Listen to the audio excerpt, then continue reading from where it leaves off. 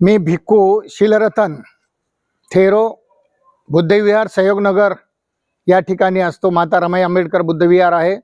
या ठिकाणी श्रीलंकेहून पूज्य भदंत आतुरलीय रतन थेरो माजी खासदार श्रीलंका हे बुद्धविहाराला भेट दिली।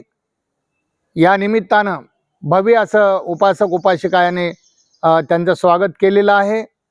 उपासक उपासिका मोठ्या संख्येने त्या ठिकाणी उपस्थित होते आणि त्यांनी आपलं मनोगत व्यक्त केलं। हे बुद्धविहार खूप सुंदर आहे।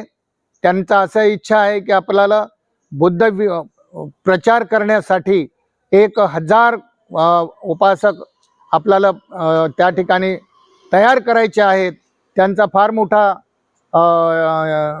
विचार आहे आणि ते पुढे खूप मोठं काम भारतामध्ये करण्यासाठी त्यांची इच्छा आहे। जय भीम।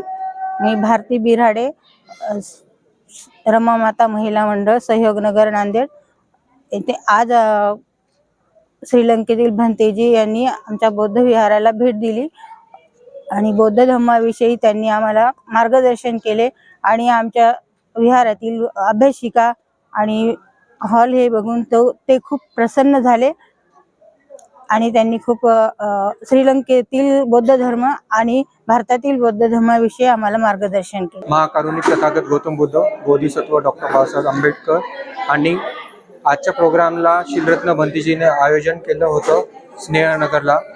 आज एक खासदार श्रीलंकेचे अतुलनीय भंतेजी महास्तवीर आले होते। भंतेजींनी आज एक न्यू जनरेशनला काय मेसेज द्यायचा आहे, टेक्नॉलॉजी काय चेंज होत आहे। आज आपल्या देशामध्ये नाही तर जगामध्ये AI टेक्नॉलॉजी आलेली आहे। कार्बन डायऑक्साईडचं प्रमाण किती वाढलेलं आहे, नॅचरल कॅलॅमिटी किती आलेल्या आहेत, याच्यावरती 2050 पर्यंत उद्देश काय असतील बौद्ध धर्मामध्ये हे त्यांनी इथं त्यांचे मौल्यवान शब्द सांगितलेले आहेत। आणि यंग जनरेशननी एकत्रित येऊन मागे पडलेल्या आपल्याच यंग जनरेशन मुला मुलींना पुढे टेक्नॉलॉजीमध्ये कसं नेता येईल याचं खूप चांगलं मार्गदर्शन केलेलं आहे।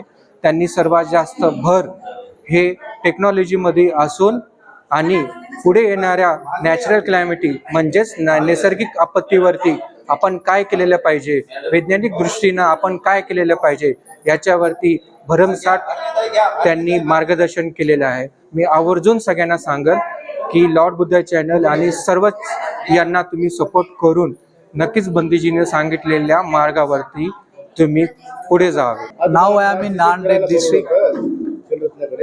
I want to convey my message to the people.